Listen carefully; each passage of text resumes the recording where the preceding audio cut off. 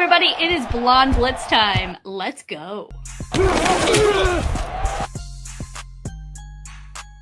He's had, but I still like the Commanders.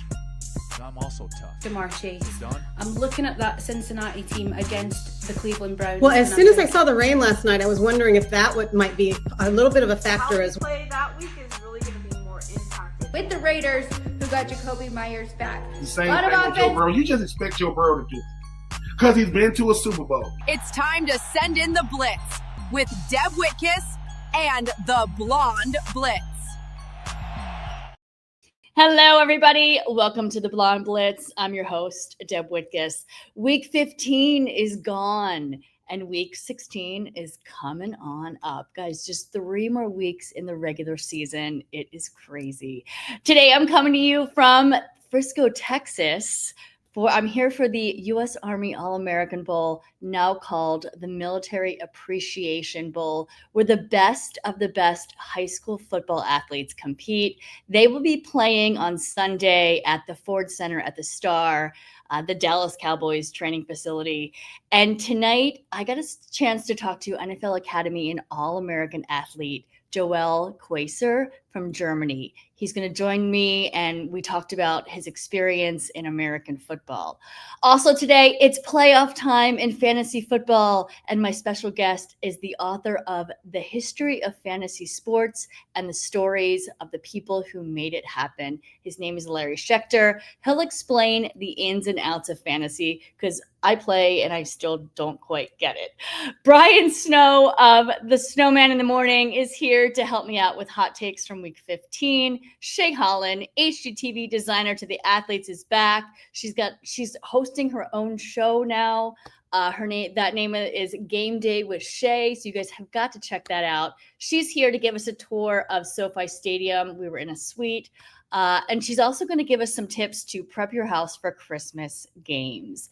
As usual, sports betting expert Alex White is here for your best bet for week 16, along with fantasy expert Ballers Meg. Intuitive reader 333S Carrie looks at her power deck for the Steelers versus Lions game. And finally, Ben Troupe, former tight end for the Buccaneers and the Titans, is here to help me with week 16 game picks. So let's get it all started, guys. Here we go with headlines. Now to Deb Whitcas with the Blonde Blitz headlines. Week 15 delivered one of the most statistically loaded and dramatic Sundays of the 2025 NFL season. The LA Rams and the Denver Broncos became the first teams to clinch playoff spots, each securing their 11th win. 6 teams came back from behind, scoring 10 points or more, tying the most comeback wins in a single week in NFL history. Trevor Lawrence threw for 330 yards and 5 touchdowns while adding a rushing score in Jacksonville's 48-20 win. Myles Garrett recorded 1.5 sacks and now leads the NFL with 21.5 on the season, the 6th most in a year since it became an official stat. Josh Allen accounted for 3 touchdowns and now has 37 total scores this season, joining Tom Brady, Aaron Rodgers, and Drew Brees as the only players with at least 35 total touchdowns in 6 career seasons. Rookie Jalen Lane returned a punt 63 yards for a touchdown, one of 5 rookie punt return touchdowns this season, tied for the 2nd most in NFL history. Moving on to the AFC-NFC Players of the Week. On AFC offense, quarterback Trevor Lawrence of the Jacksonville Jaguars. Lawrence accounted for 6 total touchdowns, 5 passing and 1 rushing, while throwing for 330 yards with no interceptions, becoming the first player in NFL history to hit those combined marks in a single game. AFC defensive, we've got safety Alohi Gilman of the Baltimore Ravens. Gilmer recorded 8 sacks and scored an 84-yard defensive touchdown in Baltimore's 24-0 shutout of Cincinnati, delivering the only defensive touchdown of week 15. On AFC special teams, kicker Cameron Dicker of the Los Angeles Chargers. Dicker went perfect in the Chargers' 16-13 road win in Kansas City, converting all 3 field goals, including 2 from 49 yards and the extra point. Moving on to the NFC offensive player, tight end Kyle Pitts of the Atlanta Falcons. Pitts posted 11 catches for 166 yards and 3 touchdowns in Atlanta's 1-point win, becoming just the 4th tight end in NFL history to reach those numbers in one single game. On the NFC defensive, we got LB DeMarco Jackson of the Chicago Bears. Jackson finished with 7 tackles, 2 passes defended, a sack, and an interception in the Chicago's 31-3 win, a stat combination no other NFC defender has posted this season. And finally, NFC special teams kicker Jason Myers of the Seattle Seahawks. Myers scored all 18 of Seattle's points, drilling 6 field goals, including a 56-yard game winner in the Seahawks' 18-6 victory over the Colts. All right, guys, that is week 15. We'll see you next week for week 16. So much craziness this week in week 15, and Brian Snow from Snowman in the Morning is here to talk with all about it. Brian, where are you at? Next caller is Deb Whitcas, who says she has some really hot takes.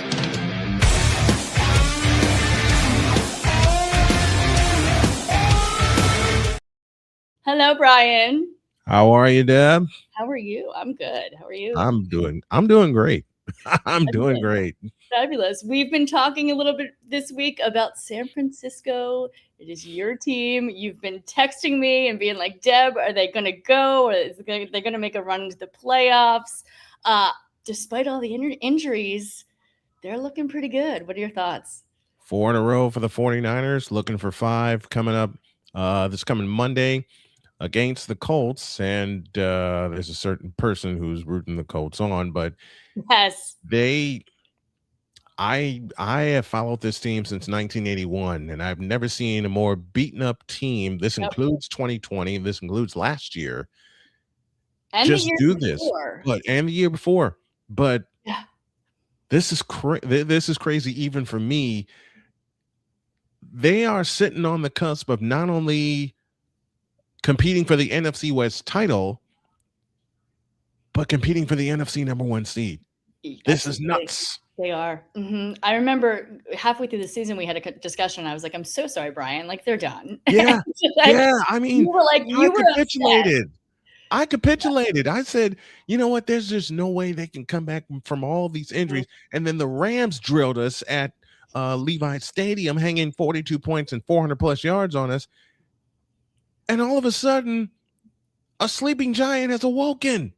Yeah. Yeah. Yeah, and we'll see. I mean, and you and I said earlier, at the beginning of the season, we thought it was going to come down to the Rams and San Francisco, and it just may. Time will tell. Crazy. So many injuries this week. Mahomes is out with an ACL. Micah Parsons with an ACL as well. It was horrible to see him go down. Then Devontae Adams goes down in the Rams game. Re-injured that hamstring of his that he's been, had an issue with for some part of the season. And then when Puka went down, granted Puka got back up, literally, Brian, I started crying. Hey, I was crying to see so many players go down with an ACL injury, including Micah Parsons and Patrick Mahomes. And you never see Patrick Mahomes just limp off the field the way that he did against the Chargers. But when he limped off and did not come back, I said something is really, really wrong.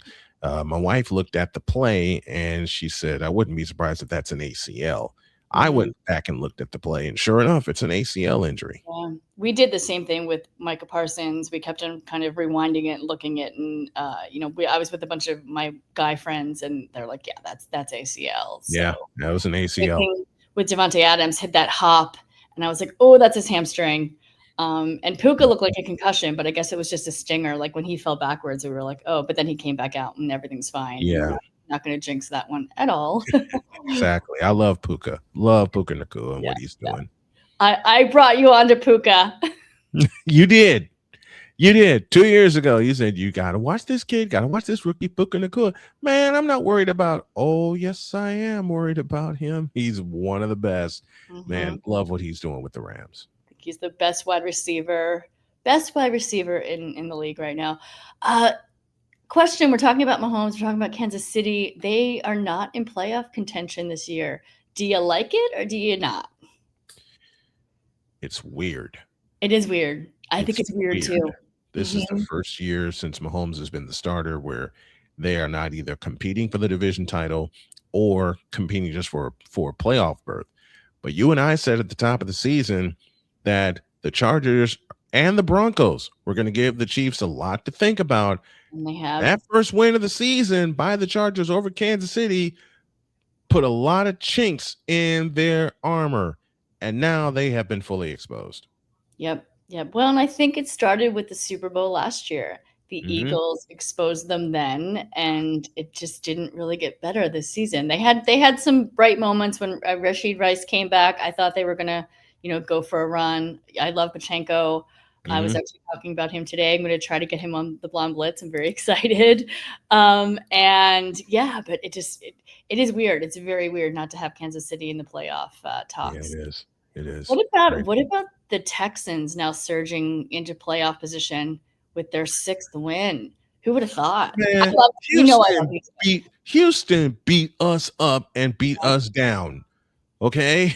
Houston hung 500 yards of offense on my 49ers.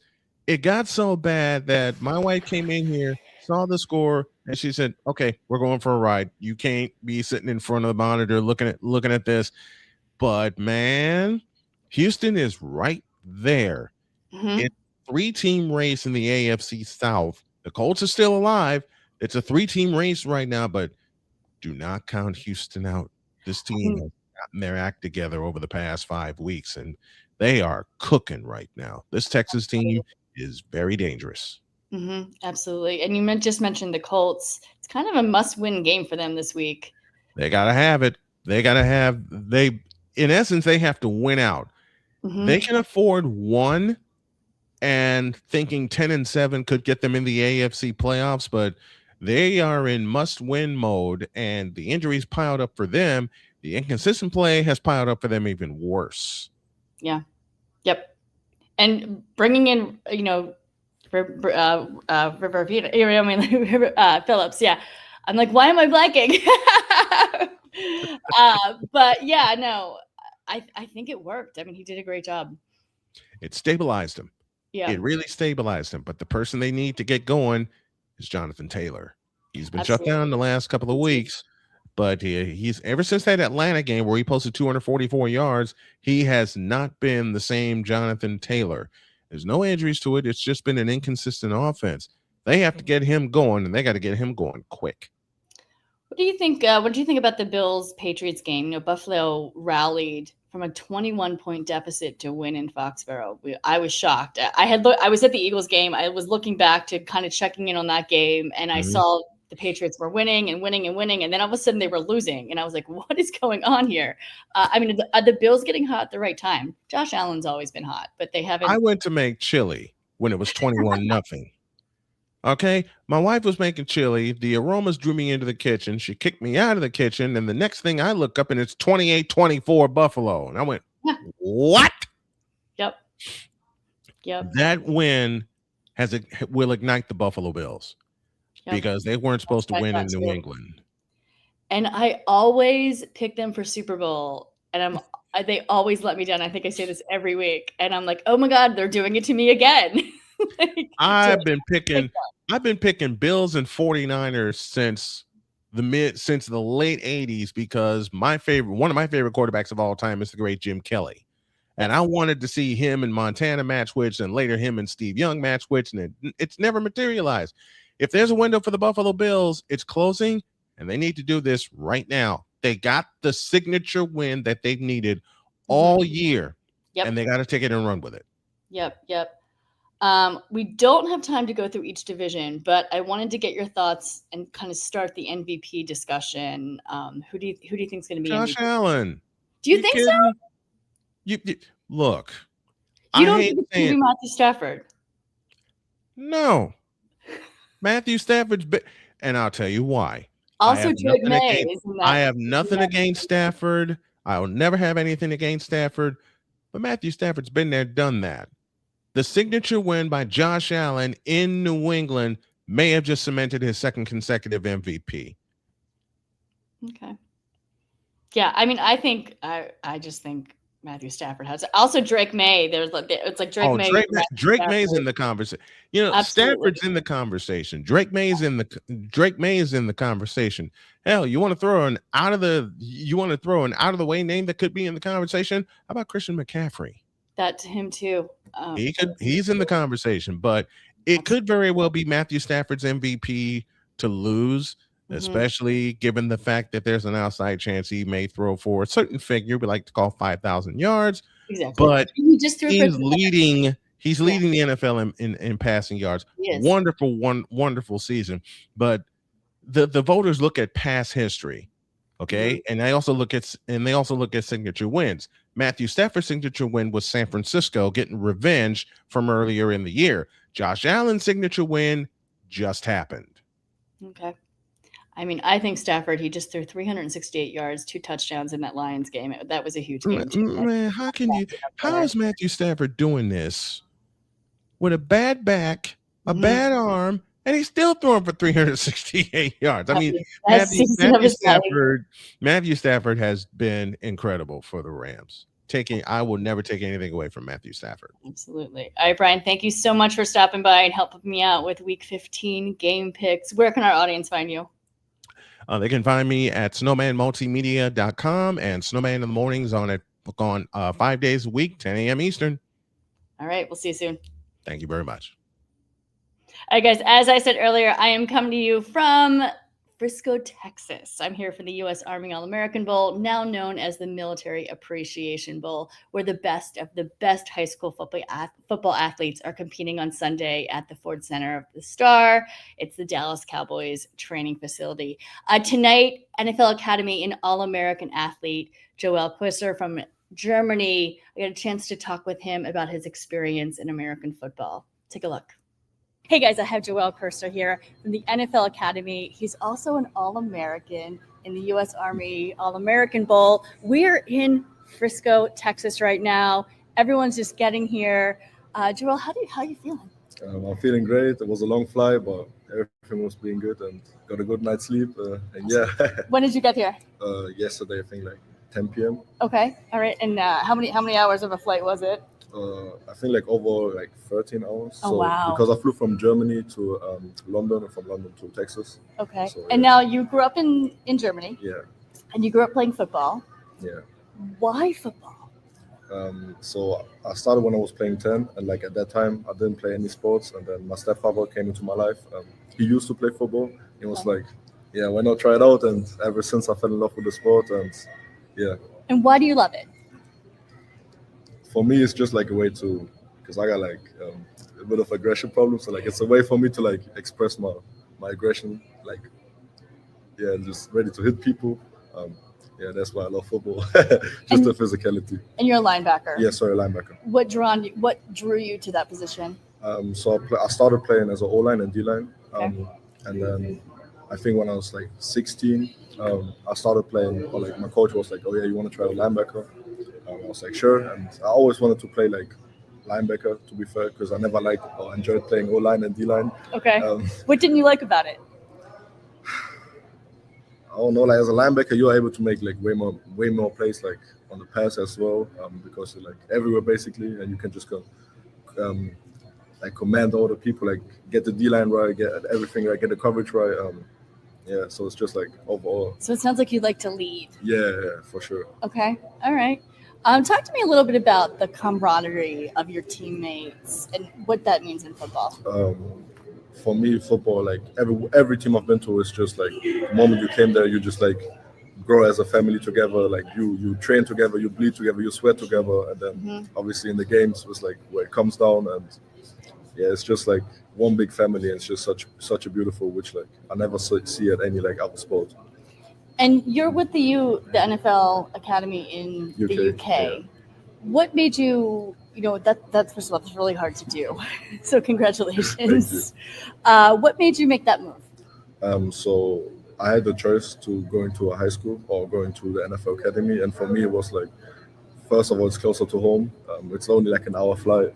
And as well as like like if you play at our high school, you're like one of like, I don't know, 10 million players or 5 million high school players. And like if you're at the NFL Academy, like one of 60. So for me, it was like a kind of like an easy decision to join the NFL Academy. Absolutely. And is NFL the ultimate goal? Yeah, of course. Who's your favorite team? I don't got a favorite team. Oh, all right. Who do you think is going to make the Super Bowl this year? This year, I think the Colts could maybe do it. Okay. The Colts with Phillip Rivers. Yeah, I saw that. Just came back, from retirement. After 5 years of playing, anything is possible, right? So you're also an All-American. Yes, sir.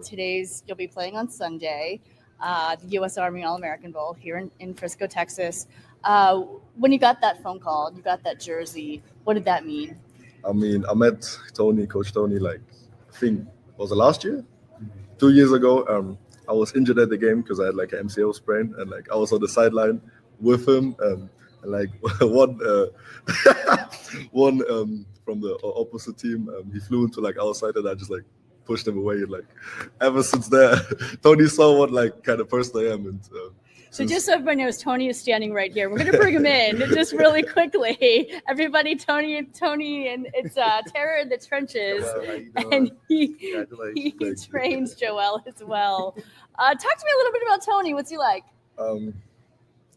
He's a funny person, like that's for sure. Like I met him a lot of times, and like it's always just a blast seeing him, being around him, and just learning from him. It's a blessing, it's an opportunity. I'm really grateful for it, and yeah. Amazing. You know what? I completely forgot this, but Joel has brought his NFL Academy helmet with him. I wanted to show everybody what it looked like because it's a little bit different than the NFL actual helmets. So kind of talk to me a little bit about it. So it's an Axiom with my number 0 on the back, my German flag, and I'm from Congo and Angola. It doesn't really fit the Angola flag on it, so I just put the Congo. It matches with the blue. And yeah, you can see all the scars from it, from all the games, and yeah, it's just that's my helmet. It looks pretty banged up, I'm going to be honest. This boy can work. What's your favorite part about being on the field? Just flying around and hitting people. and doing a good job of it as well. What are you looking forward to the most being here in Frisco and working with all the other athletes? I'm obviously getting get to know like all the people, meeting new coaches, meeting new people, and having a great game, building new connections, new relationships. And what team are you on? I'm on Team Gold. Okay. Starting linebacker, Team Gold. Have you met any of your teammates yet? Not yet, but like my teammate Bruno Werner, he's an O-lineman. He's coming too. I think he's arriving today. But yeah. So athletes will start, trickling in. You'll start meeting people. That's fabulous. Who has been your biggest support, through your football journey so far? It's my mom. She's been there since my day one. While I was playing in Germany, she didn't miss one game. She came to all my games. She stays up watching all the games when I play in America.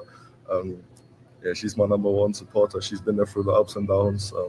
Always behind me, always supporting me, and it's just my mom. Yeah. And you also mentioned your stepdad as well. Yeah, of course. He started you in football. Does he support you as well? Of course, he's also watching all my games. Came to all the games. They actually flew from Germany to the Tottenham Hotspur Stadium because we played St. Thomas Aquinas this year at the Tottenham Stadium, and they actually came and visited. It was a great feeling just playing in like a big stadium in front of them and just seeing how proud they are. It's a blessing. Yeah. No, are they here today? Are they coming to this? No, unfortunately not. Okay. Well, we actually have a surprise for you. They're online. They're here to support you. And Anna?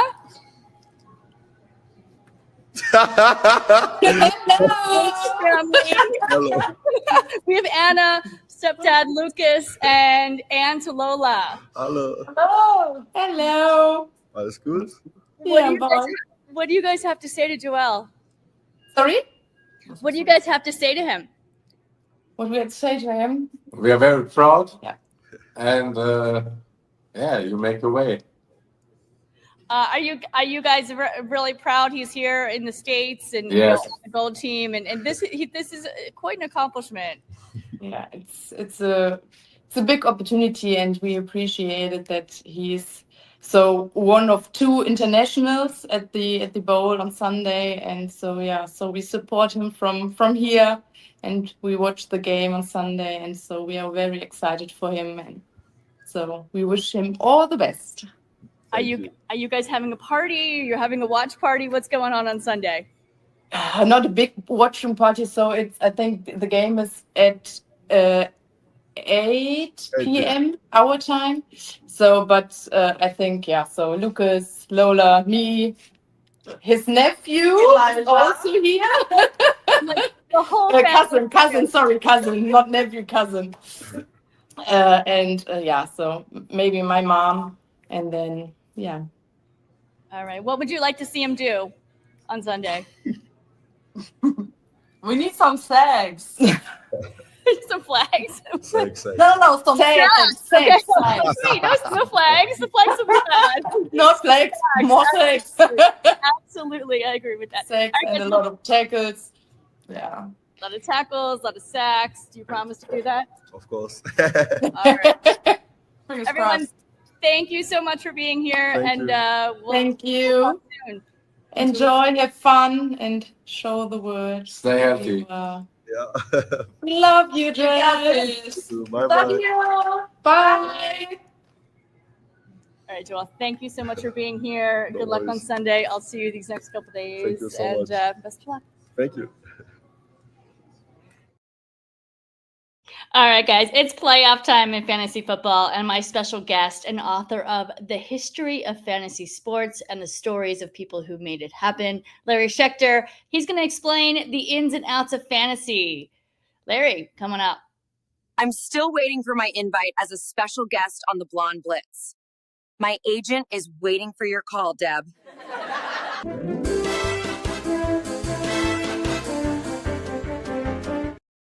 Hi, Larry. How are you? Good. How are you? I'm doing well. Talk to me a little bit about fantasy football. I play it. I have to admit, I'm really not that good at all. When did fantasy sports, when did it start? Well, there were precursors to fantasy sports starting as early as the 1800s with tabletop games. And then there were things like Stratomatic and APA. And then modern fantasy sports, that what I call modern fantasy sports, the distinction is other games such as APA and Stratomatic were based on real professional athletes, but what they did in previous seasons. Whereas modern fantasy sports, you're drafting players for your teams before games are played, so you don't know what's going to happen yet. And the first fantasy football league started in 1963. It was actually a guy named Bill Winkenbach was a 10% owner of the Oakland Raiders, and he had in the mid to late 50s he had a primitive fantasy game for the PGA golf and for baseball. And he was a part owner of the Raiders, and they were flying from Oakland to New York one week for a game against the New York Titans, which is now the New York Jets.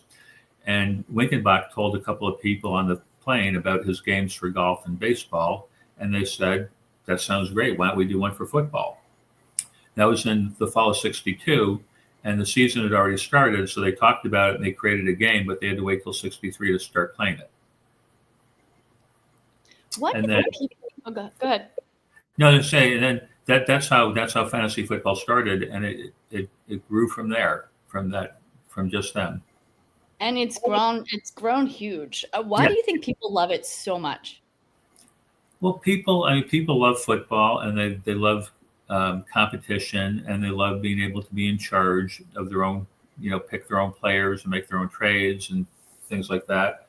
And fantasy sports, it's grown to like a $25 billion a year industry worldwide. There are millions and millions of people playing. There's 60 million people, adults in the U.S. play, and that's not counting 18 and under. There are lots of kids 18 and under who also play. There are 200 million people playing fantasy cricket in India. There are games for everything from fantasy football, fantasy baseball. There's fantasy Iditarod, fantasy sumo wrestling. There's like fantasy everything. If you have something where you can have statistics and something to measure, you can make a fantasy game out of it. And do you think people do it for the money, or they do it just for the fun? Mostly for fun.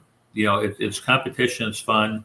It's also when I wrote the book, my idea was, nobody has ever written a book like this. Nobody has ever told the story of how did this all happen? How did we go from ideas people had years ago for games to where we are now with these millions and millions of people playing, as I just said, everything, from fantasy football to fantasy Iditarod. So my idea was somebody needs to write a book like this because no one has ever explained how this happened. So I thought I'm going to write a book called The History of Fantasy Sports, explain who did what, when, how it all happened.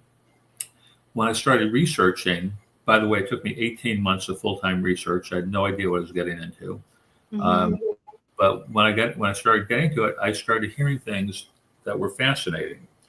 And so I realized early on I could kind of tell the story of what happened and it would get the job done, but it would also come off as a very boring research paper. Right. But instead, I focus on the stories of the people and what they did, which makes the book easier to read and fascinating. The reviews are fantastic. People, what I just said isn't my own opinion. It's what people say. It's easy to read. It's fascinating. It's funny. It's inspirational. The stories are great. And what's the biggest takeaway? One more question. What's the biggest takeaway from the book? Yeah, I lost my train of thought there, and that you reminded me where I was going with is the question. Something that I had no idea this was going to happen when I started researching the book, but one of the biggest themes is that fantasy sports builds relationships. Their co-workers play, parents and children play. There are people who went to high school or college together that would have probably drifted apart over the years, but they've stayed together for 30, 40, 50 years because they're playing in a fantasy league together. So that's, really answering your previous question about what makes us so great is a relationship building. There's a guy, I interviewed dozens of people for the book. One of them is a guy named Mark Mariani, who was with Turner Sports. And when he first got hired in the sports industry, he was in Chicago and he had never heard of fantasy football. This is years ago, but he was invited to play in his company's fantasy football league. And they explained it to him. When he realized that he could pick up the phone, if he played in this fantasy league, he'd be able to pick up the phone, call his boss's boss in the fantasy office in Manhattan, and that guy would pick up the phone and talk to him to talk about a trade or whatever. When he realized that, he joined immediately because that guy ordinarily wouldn't take this phone call in a million years. That makes sense. And you're right. When I play with my fantasy league, it's my gym. And, you go, you work out, you don't really talk to many people, but yet we text each other and we're all about football and it's fun. And we learn from each other. Larry, where can our audience find the book? It would make a great Christmas gift. So, yeah, anybody who plays fantasy sports will love the book. There's 99% of the information they've never heard. I didn't know any of this stuff when I started. I've been playing fantasy for years.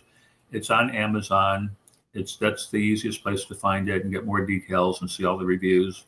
It's available ebook and paperback. And it's also, if you don't like Amazon, it's available. Most booksellers' websites have it paperback and ebook. Great. All right, Larry, thank you so much. Happy holidays, and we'll see you soon. Hey, you too. Good luck in your fantasy playoffs. Thank you. I'm not in them, but it's fine. Good luck next year. Thank you.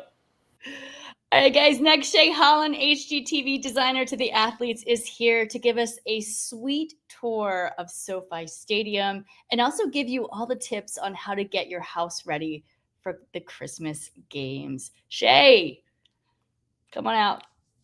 When I need the latest in style and entertainment, I tune into the Blonde Blitz.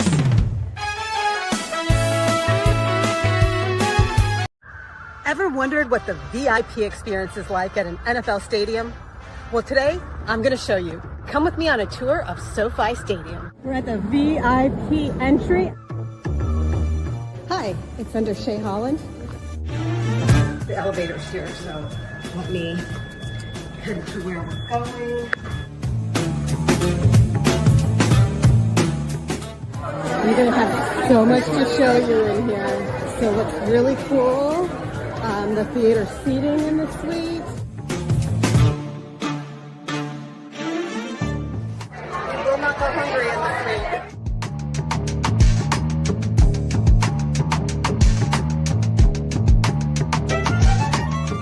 I mean, it's even an experience here in the restroom. So these gorgeous marble countertops, this wall treatment. So we're getting ready to take a tour of SoFi Stadium. What most people don't know about SoFi is that it is actually built underground, and that's because it's in an airline flight path. So we're actually heading down to the field.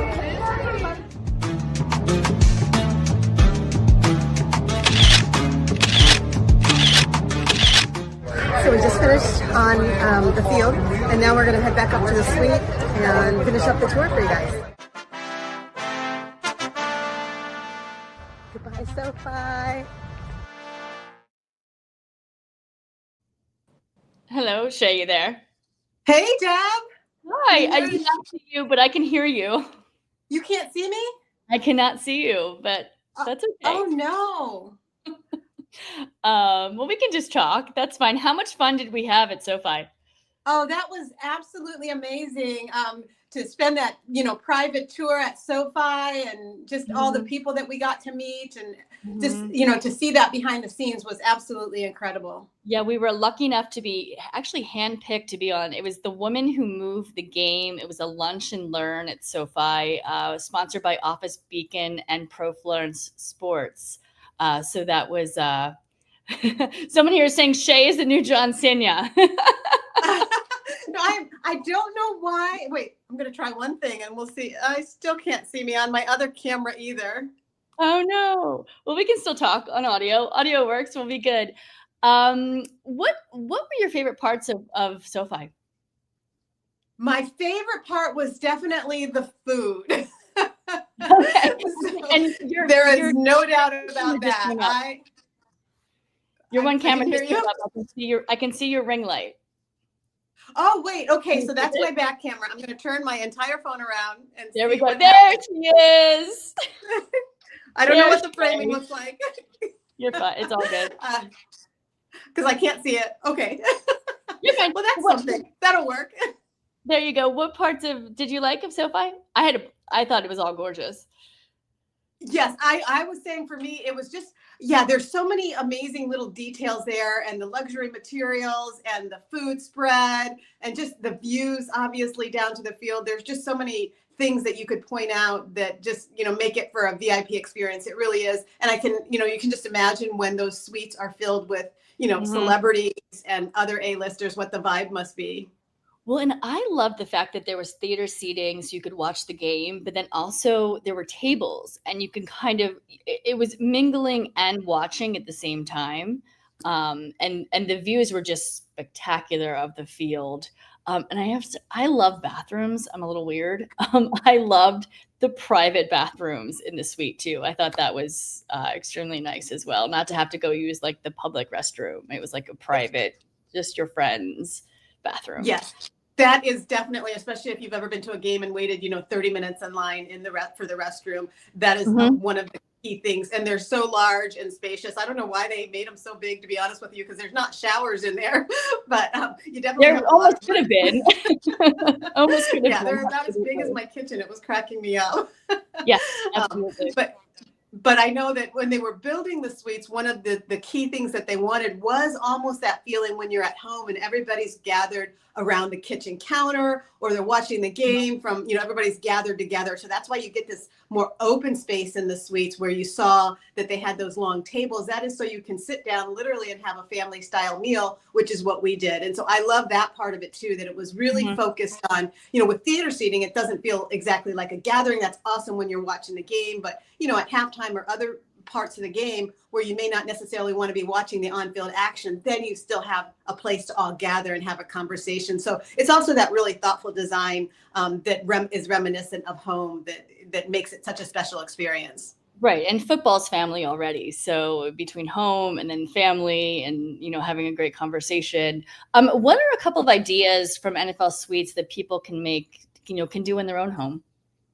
Well, if you saw that, the suite tour we just did, it's not as luxurious as you might think. A lot of the ultra luxury is in the private clubs. And so some of the ideas are very doable, and some don't even cost any money to do yourself. For example, the TV placement, we've talked about that before in the past. Maybe having multiple TVs. I know in my family at Thanksgiving, we realized we're going to probably put in at least one more TV because we were kind of all spread out and everybody watched the holiday games, and that's probably going to be the same at Christmas. And so, maybe thinking about something like that. Is there a way to do it where you have multiple so everybody gets a good view? Because in our family, if you don't have maybe multiples, somebody's probably going to have to sit on the floor. Somebody's going to have to stand the whole game because we just didn't have enough seating in one room. So that's another thing to think about, is really take yourself and sit in each seat and see, is there a really good view of the game? Because I think that's the most frustrating thing, when you don't have good view and a good sound of the game.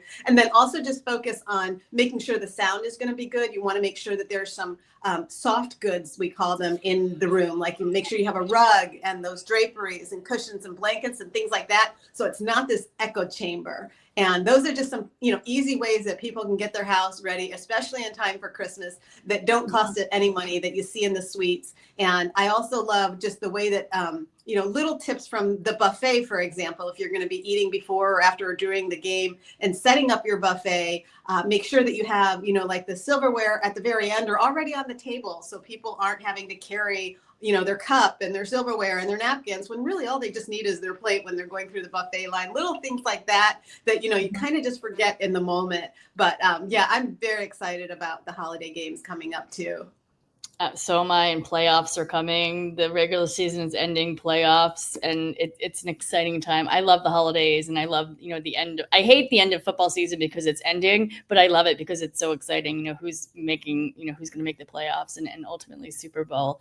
Well, Shay, you have some exciting things going on. You have a new podcast. It's launching soon. It's called Game Day with Shay. Just wanted you to talk about it a little bit.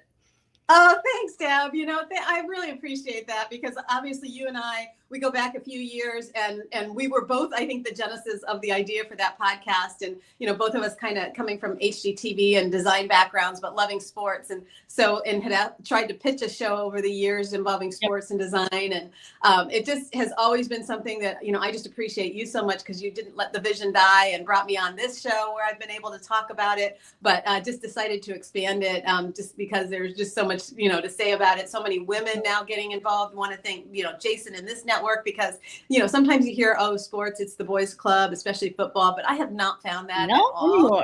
Yeah, especially not in this community. And I have appreciated the support. So we're excited to expand what we've been talking about here. If you like this kind of conversation about how to get your home game day ready, how to get your, home ready for just interior design and gathering, that's what that show is going to be about, really, for the sports loving, primarily geared towards women, but we have a feeling a lot are going to be watching our men.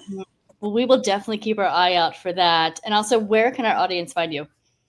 My new email and my new socials, Game Day with Shay. Here we go. All right, Shay. We'll see you soon. Happy holidays. Same to you. All right, guys, let's get into the games, shall we? Week 16, let's welcome third generation sports betting expert, Alex White, to give you your best bet for week 16. It's time to get some NFL betting advice from Alex White and the Blonde Blitz. Win big so I can rob you later.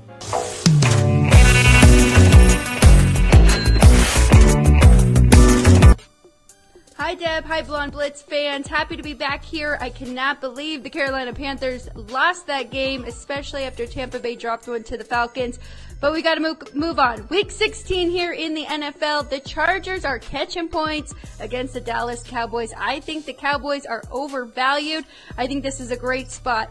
Yes, we saw their defense get a little bit better, but now they have regressed again back to one of the worst defenses in the league. They just gave up 34 points to J.J. McCarthy and company, and they're settling for way too many field goals. So although their offense, number 1 in yards per game and number 3 in points per game, they're relying on Aubrey way too much. Now they're going to face a defense that is the 6th best red zone defense in the league. They are also 4th best in opponent yards per game. This Chargers defense has been very stingy. as of late, and it could be a weird spot. They just beat the Chiefs. They've got the Texans up next, but the Chargers have not punched their ticket yet for the playoffs, and the Cowboys, they could be eliminated before that game kicks off on Sunday. So I like the Chargers catching 2.5 points here on the road against the Dallas Cowboys. Thank you very much. Thank you so much, Alex. All right, guys, of course, we can't talk sports betting without talking fantasy, right? Here's fantasy expert Ballers Meg with her advice for week 16. When I'm looking for fantasy advice, I listen to Meg from TSS Fantasy. Hi guys, welcome back to the fantasy football section of the Blonde Blitz podcast with me, Ballers Meg. So let's jump into the players that I would recommend you pick up ahead of week 15 games. Starting off over in Houston, where I'm picking up Nico Collins. They're facing an Arizona Cardinals side that is weak right now.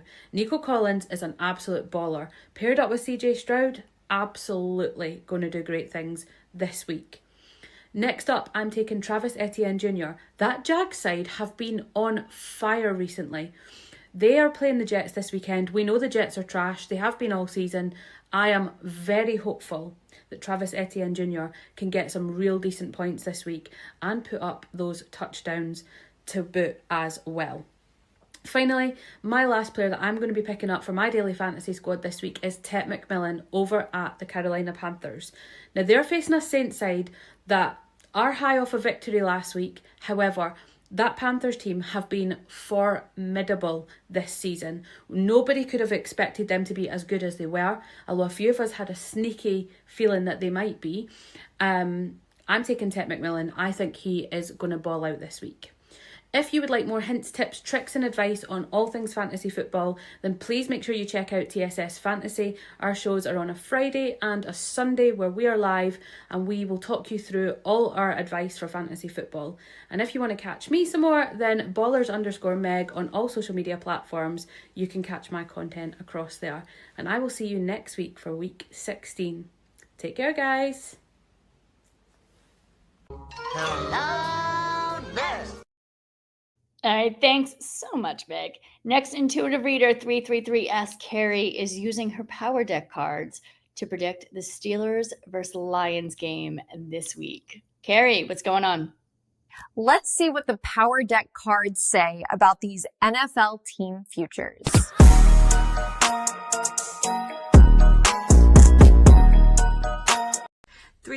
Ask Carrie here, ready to give you Week 16 game predictions for the Pittsburgh Steelers versus Detroit Lions game, and I will be using my Power Deck. So with everything going on, we have winter solstice, December 21st, actual game day, and that's going to bring in this dark quietude, a little ominous energy. However, we have the sun in Capricorn and we also have Mars in Capricorn, which brings in a completely different energy to the whole feel. And the sun in Capricorn is more about strategy building, moving steady, feeling grounded, along with Mars in Capricorn being the power plays and power punches of the entire game. So there might be a fight or two that might start. So that energy and that kind of like moves, we have new moon in Sagittarius on Friday, which definitely brings in like fresh starts. We have for the Steelers, Aaron Rodgers, who is leading his team with being number one in the AFC North division. And, congratulations, Aaron, on that. And with that Sagittarian new moon energy, those fresh starts means to kind of like wipe the slate clean, always come in with a new attitude into this game, and he definitely is. But then with the actual Lions, they are coming off of a loss, so they have a lot to make up for as regarding their mental space and capacity. Quarterback Jared Goff is a Libra, so that definitely like shaves off and really helps his team with getting back their head into the game and really trying to move into a better position there. They are both 8-6 as far as records go, guys. So let's see what the Power Deck screams out. First, we have I have for the Steelers, since they are not on home turf. They have the Ace of Diamonds, and that means that there's just a lot of positive career-breaking news that might be happening in this particular game, along with the Four of Pentacles, Four of Clubs energy, which is holding ground. And then they have the Two of Hearts, which is kind of like a very harmonious, like we're coming together, we're all partnering, we're making this a team effort type of energy. So let's see how that feels for the Detroit Lions. Detroit Lions, they get the Seven of Hearts, so they are the fans' favorited on home turf. And then they get the Queen of Diamonds, which they have a female owner. And then they have the Ten of Spades, which definitely, though, is not the most highest rated card to actually have success. And so the team that I see winning this out numbers wise, I see it's going to be Steelers 27, and I feel that it's going to be Lions 24. And that's going to be a little sad for the Lions, but the Steelers are on hot momentum, guys. So look forward to seeing what that game result is. And Deb, thanks for the Blonde Blitz jacket, and back to you. Happy holidays, everyone. All right, guys. Ben Troupe has the night off, but Jason, Commissioner Cooper, is here to help me out with Week 16 game picks.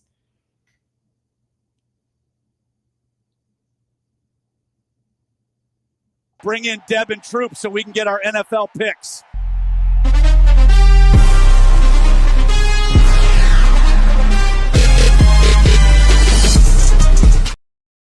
All right, I take that back. Ben Troupe is here. Former tight end for the Buccaneers and the Titans, the one, the only Ben Troupe. Hi, Ben. How you doing, Deb? I'm doing very well. What did you think of last week's games?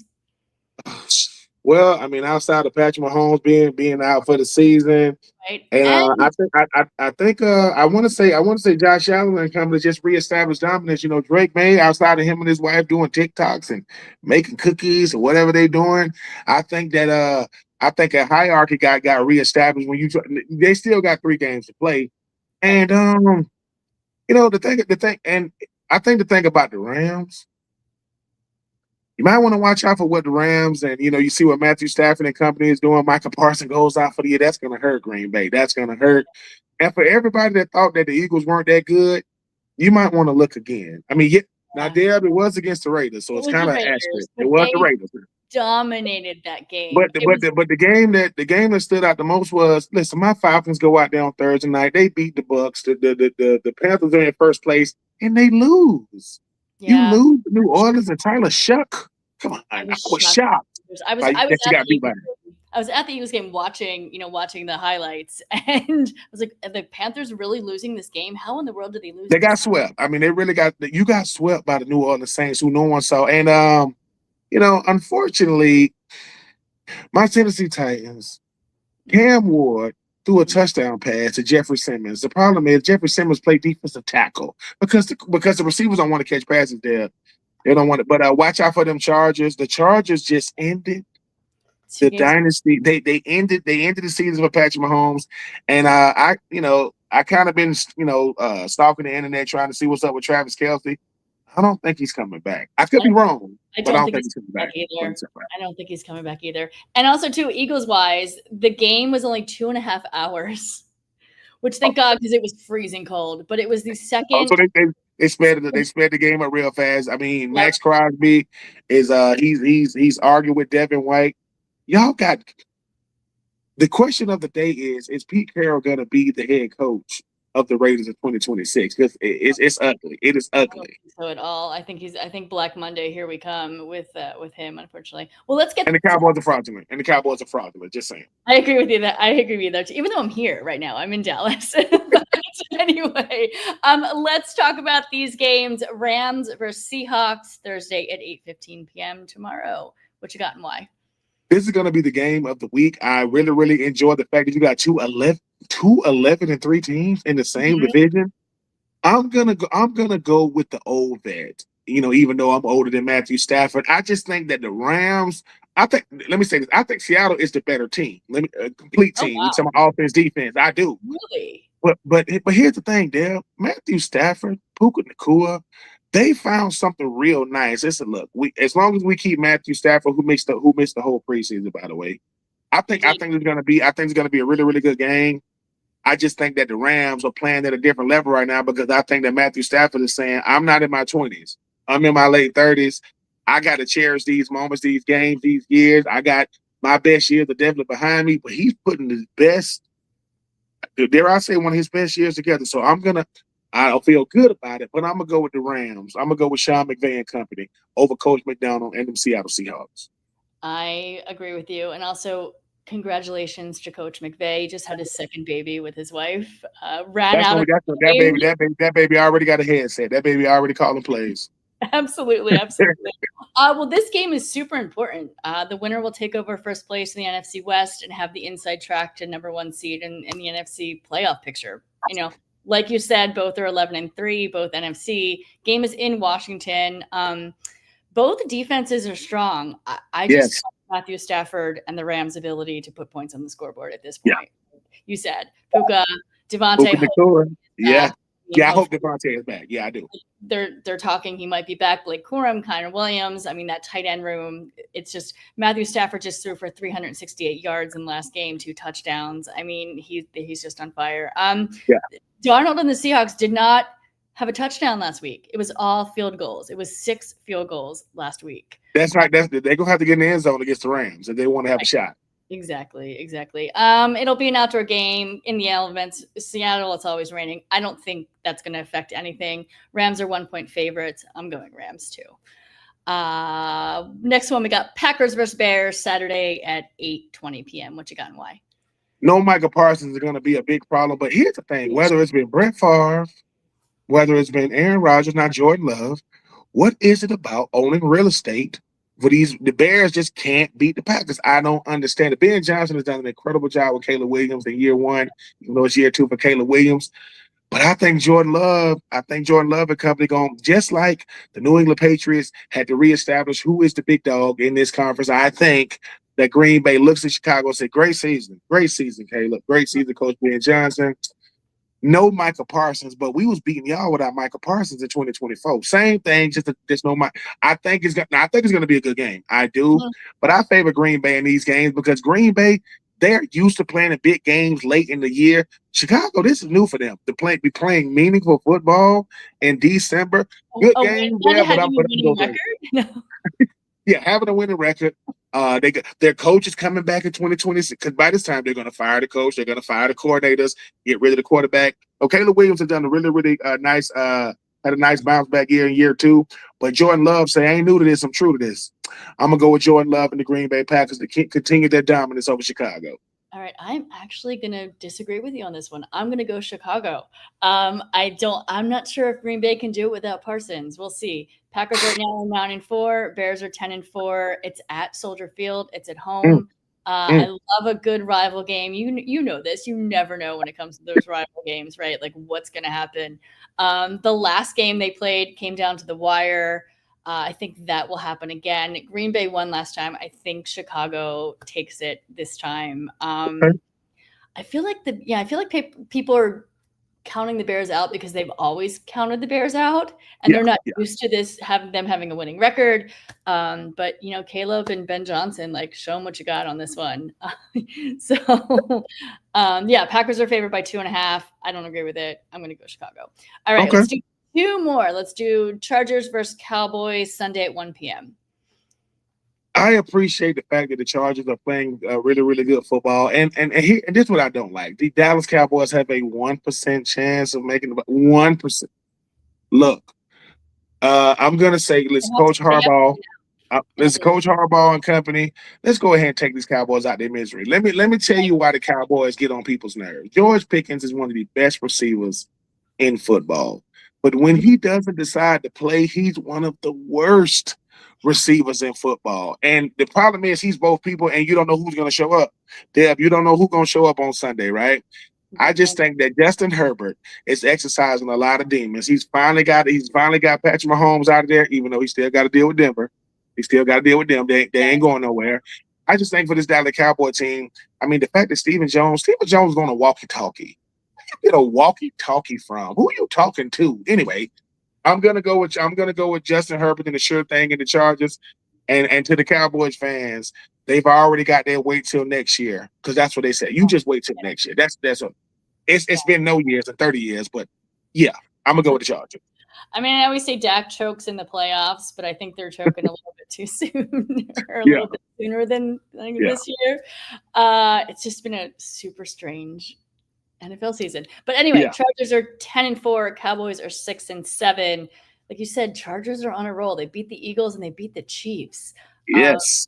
I do think CeeDee Lamb and George Pickens could definitely make some noise, but I feel like Harbaugh is going to find a way to pull this win off. Absolutely. I just don't think the Dallas defense, especially the way they looked last week, can hold the Chargers. Not for 4 quarters they can't. No. Exactly. Yeah, exactly. So I think Dallas is done. I think this game puts the nail in the coffin. Oh yeah, I'm looking for the Stephen A. Smith emoji, the laughing emoji after the game. They're gonna do the camera view, and you're gonna see him laughing. I can't wait. All right, let's do one more. Buccaneers versus the Panthers Sunday at 1 p.m. Who you got and why? As much as I want to pick the Buccaneers, because the Buccaneers, they went from not being in first place when they lost to my Falcons to being back in first place after the Saints beat the Panthers. I'm gonna pick the Panthers for this reason though. You got 2 former number 1 overall picks. I mean, last time I checked, Baker Mayfield played for the Panthers at one point when he was going around different leagues. I think if the Panthers want to be respected in an NFC South that's about as volatile and unpredictable as it get, but Baker Mayfield wants to win, but I think Baker Mayfield is solidified. They've won the conference like the last 2 or 3 years in a row. They've lost the last 5. Yes, if you are the Panthers, the last 5 years. I'm going to go with Coach Canales and Bryce Young. I think Bryce Young, he didn't play his best against Tyler Shuck and New Orleans Saints. This is a division rival. Now, once again, I don't feel good about it.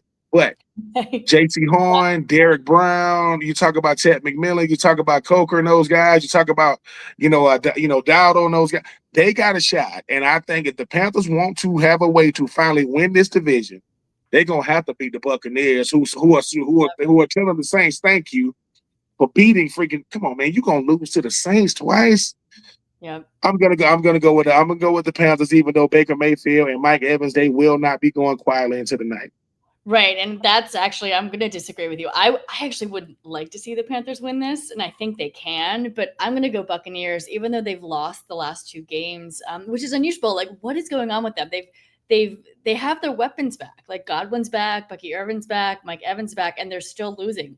It just, I don't know what's going on, right? But, Panthers are on the prowl. Yeah. I just don't see the Buccaneers losing again. Deb doesn't trust Coach Canales and Bryce Young. It's fine. They're the Panthers. They're the Panthers. I just can't do it. Like you said, the Bucs are aiming for their 5th straight NFC South title. I think they get back on track with this game. Okay. Bucs are favored by 3 points too. So, all right, Ben, thank you so much for joining us. Guys, stay tuned. His show, No Weddings in the Fall, is up next. So stay tuned right here at That Sports Podcast Network. Today's show is sponsored by Wish LBI and Underdog Fantasy. Go to Underdog Fantasy and use promo code BLONDE, and we'll double your deposit up to $100. If you like tonight's show, please subscribe, and you can follow us on all socials at The Blonde Blitz. All right, guys, football forever. See you next week, and go Birds.